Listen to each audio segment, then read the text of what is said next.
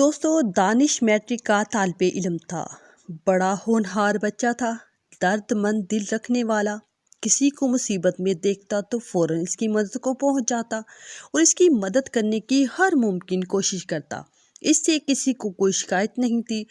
ایک روز دانش اسکول سے گھر جا رہا تھا تو اسے کسی کی آواز سنائی دی۔ اسے ایسے لگا جیسے کوئی بھکاری صدا دے رہا ہو۔ دانش ادھر ادھر دیکھا تو اسے درخت کے سائے میں ایک بوڑھا شخص نظر آیا جو سر جھکائے دونوں ہاتھ مٹی میں ڈالے مسلسل صدا لگائے جا رہا تھا، درخت لگاؤ ثواب کماؤ، درخت لگاؤ ثواب کماؤ۔ دانش اس بوڑھے کے قریب پہنچا تو اس نے دیکھا کہ وہ پودے لگا رہا تھا۔ دانش نے قریب پہنچ کر السلام علیکم کہا اور اجازت لے کر اس کے پاس بیٹھ گیا۔ بابا، آپ کا نام کیا ہے؟ دانش نے پوچھا۔ بابا نے کہا، عرفان۔ بابا، آپ یہاں کیوں بیٹھے ہیں اور اس طرح صدائیں کیوں لگا رہے ہیں؟ دانش نے سوال کیا۔ دانش کی بات سن کر بابا کی آنکھوں میں آنسو آ گئے اور پھوٹ پھوٹ کر رونے لگا۔ دانش نے انہیں تسلی دی اور آنسو صاف کرتے ہوئے بولے، ارے بیٹا، یہ بہت لمبی کہانی ہے، تم جاؤ، تمہیں دیر ہو جائے گی۔ نہیں بابا، آپ بتائیں، مجھے دیر نہیں ہوگی، بابا نے کہنا شروع کیا۔ یہ ان دنوں کی بات ہے جب میں انٹر پاس کر کے ایک لکڑی کے کارخانے میں ملازم ہوا۔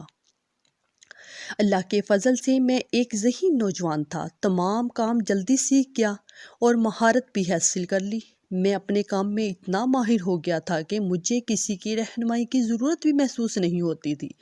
میری ذہانت اور جلد سیکھنے کی صلاحیت نے میرے اندر غرور پیدا کر دیا۔ میں اپنی اس تبدیلی کو محسوس بھی کیا لیکن نظر انداز کر دیا۔ ایک روز میں کام پر دیر سے پہنچا تو کارخانے کے مالک نے مجھے بہت ڈانٹا اور سب لوگوں کے سامنے میری بے عزتی کر دی۔ اصل میں وہ پہلے سے ہی کسی بات پر غصے میں بھرے بیٹھے تھے۔ مجھے دیکھتے ہی انہوں نے سارا غصہ مجھ پر اتار دیا۔ میں ہمیشہ اپنا کام ایمانداری سے کیا کرتا تھا اور وقت کا بھی ہمیشہ خیال کرتا تھا، اسی لیے مجھے اپنے مالک کی بات بہت بری لگی اور میں نے غصے میں آ کر ملازمت چھوڑ دی۔ گھر آ کر میں نے اپنی ماں کو سارا قصہ سنایا۔ ماں نے مجھے بہت سمجھایا کہ بیٹا، وہ تمہارے مالک ہے اور عمر میں بھی تم سے بڑے ہیں، اگر انہوں نے تمہیں کچھ کہہ بھی دیا تو اس میں برائی کیا ہے؟ بڑے جو کہتے ہیں اس میں بچوں کی بھلائی ہوتی ہے۔ آج کل کے نوجوانوں میں تو برداشت نام کی کوئی چیز ہی نہیں ہے۔ تم کل کارخانے جا کر اپنا کام دوبارہ شروع کرنا۔ میں نے ماں کی بات سنی انسنی کر دی اور ضد میں آ کر فیصلہ کیا کہ چاہے کچھ بھی ہو جائے، میں اسے سیٹھ کے ہاتھوں اپنی مزید بے عزتی نہیں کرواؤں گا اور وہاں کبھی کام کرنے نہیں جاؤں گا۔ مجھے سارا کام آتا ہے، اب میں اپنا کام شروع کروں گا اور اس سیٹ سے بھی بڑا آدمی بن کر دکھاؤں گا۔ آخر یہ سیٹ اپنے آپ کو سمجھتا کیا ہے؟ بس اپنے فیصلے پر عمل درآمد کرنا شروع کیا اور کچھ رقم قرض لے کر کچھ ضروری مشینیں خرید لی۔ اب مجھے لکڑی کی ضرورت محسوس ہوئی، لہٰذا میں اپنے آس پاس کے علاقے کے درخت کاٹنے شروع کر دیے تاکہ اپنا کام شروع کر سکوں۔ میری ماں نے مجھے درخت کاٹنے سے بہت منع کیا کہ بیٹا، درخت لگانا اور ان کی حفاظت کرنا بہت ثواب کا کام ہے۔ درخت اللہ تعالیٰ کی بہت بڑی نعمت ہے۔ درخت ہمارے ملک کو خوبصورت اور ماحول کو خوشگوار بناتے ہیں۔ درخت ہمیں سبزیاں، پھل، جڑی بوٹیاں اور سایہ فراہم کرتے ہیں۔ درختوں کو دیکھ کر ہماری آنکھوں کو ٹھنڈک اور سکون ملتا ہے، ہماری بینائی تیز ہوتی ہے۔ درخت ہمیں آکسیجن دیتے ہیں جو ہماری زندگی کے لیے بہت ضروری ہے۔ اس کے علاوہ درخت ہمارے ماحول کو آلودگی سے بھی بچاتے ہیں۔ غرض میری ماں نے مجھے درختوں کے بہت فائدے بتائے اور مجھے سمجھانے کی بہت کوشش کی کہ میں درخت کاٹنے جیسے گھناؤنے جرم سے باز رہوں، لیکن میں اپنی ضد پر اڑا رہا اور اپنی ماں کی نصیحت کو نظر انداز کر دیا۔ ایک روز میں درخت کاٹنے میں مصروف تھا کہ مجھے کسی کے کرانے کی آواز سنائی دی۔ میں نے ادھر ادھر دیکھا تو کوئی نظر نہ آیا۔ آواز بڑھتے بڑھتے سسکیوں میں تبدیل ہو گئی، لیکن میں نے آواز کی طرف توجہ نہ دی اور پھر اپنے کام میں مصروف رہا۔ اتنے میں ایک ننھی چڑیا اڑتی ہوئی آئی اور میرے سامنے پھڑپڑانے لگی۔ شاید وہ کچھ کہنا چاہتی تھی لیکن میں اس کی بات نہ سمجھ سکا۔ گھر آ کر میں نے ماں سے اس بات کا ذکر کیا تو انہوں نے کہا کہ وہ سسکیاں ان درختوں کی تھی جنہوں نے जिन्हें तुम काट रहे थे, और वो फरियाद कर रहे थे कि हमें मत मारो, हमें जीने दो। और वो नन्ही चिड़िया अपने घर की बर्बादी पर तड़प रही थी। तुम इसे इल्तिजाएं कर रही थी कि खुदा के लिए मुझे बेघर मत करो। मैंने माँ की बात को हंस कर टाल दिया कि दरख्त भला कैसे रो सकते हैं, वो तो बोल भी नहीं सकते। माँ ने कहा, बेटा दरख्त जानदार हैं, वो सब कुछ महसूस कर सकते हैं। वक़्त गिरता गया, गुजरता गया। मैंने खूब दिल लगा कर मेहनत की, अपना कारखाना लगा लिया।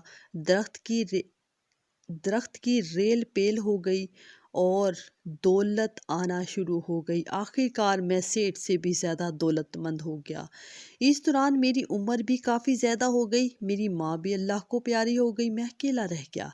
मरते दम तक माँ यही कोशिश करती कि मैं हमेशा यही सोचता कि भला दरख्त कैसे बददुआ दे सकते हैं। एक रोज़ मैं अपने कारखाने में काम कर रहा था कि अचानक कारखाने में आग लग गई। धुएं से मेरा दम घुटने लगा और मैं बेहोश हो गया। जब होश में आया तो अस्पताल में था। मुझे सांस की बीमारी लाहक हो गई और मेरा सब कुछ जलकर राख हो गया।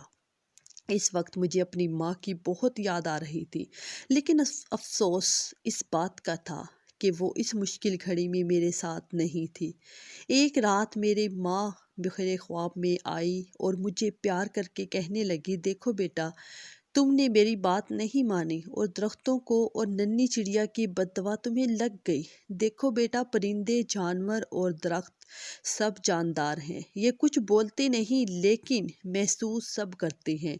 इनके अंदर भी जिंदगी होती है। इतना कहकर वो चली गई। जब मैं सुबह बेदार हुआ तो मेरी ज़िंदगी ही बदल चुकी थी। मुझे अपनी माँ की तमाम बातें अच्छी तरह समझ में आ चुकी थी। मैंने उठकर नमाज अदा की, अल्लाह ताला से माफ़ी मांगी और फैसला किया कि अब मैं कभी दरख्त नहीं काटूंगा, बल्कि मज़ीद पौधे और दरख्त लगाऊंगा ताकि मेरे गुनाहों की तलाफ़ी हो सके और मरने के बाद मुझे सुकून मिल सके। इसलिए मैं और लोगों को भी यही नसीहत करता हूँ कि दरख्त लगाओ, सवाब कमाओ, दरख्त लगाओ, सवाब को कमाओ। बाबा अपनी दास्तान सुनाते सुनाते रो पड़े और दानिश से बोले, बेटा दरख्त लगाना सदका जारिया है। तुम मुझसे वादा करो, तुम घर जाकर एक पौधा ज़रूर लगाओगे, हमेशा इस बात का ख्याल रखोगे और इसकी बददुआ से भी बचोगे। दानिश ने बाबा से वादा किया और घर पहुंचकर इसने घर के बाहर एक नन्हा पौधा लगाया और इस पौधे के साथ एक छोटा सा बोर्ड भी अवेजा कर दिया, जिस पे लिखा हुआ था, दरख्त और पौधे हमारी बेशबहा सरमाया हैं। आओ आगे बढ़ो और शजरकारी मुहिम में अपना हिस्सा डालो। आओ ज़्यादा से ज़्यादा दरख्त लगाओ, सवाब कमाओ। दोस्तों, कैसी लगी आपको मेरी ये छोटी सी स्टोरी? उम्मीद है आप लोगों को पसंद आई होगी। अगर स्टोरी पसंद आई हो तो लाइक ज़रूर कीजिएगा। शुक्रिया।